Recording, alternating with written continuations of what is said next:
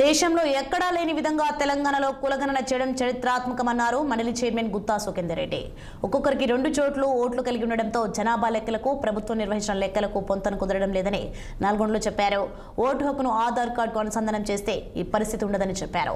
BPL, APL కార్డులు ఇవ్వాలని CM Revanth Reddy లేఖ రాసినట్లు వెల్లడించారు గుత్తా సుఖేందర్ రెడ్డి.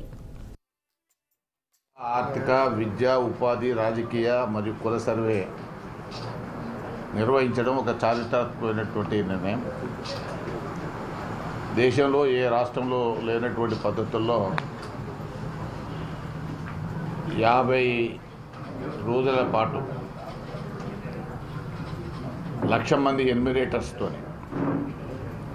12,728 గ్రామాలు, మున్సిపాలిటీసు, కార్పొరేషన్లో ఈ సర్వే నిర్వహించడం, 97%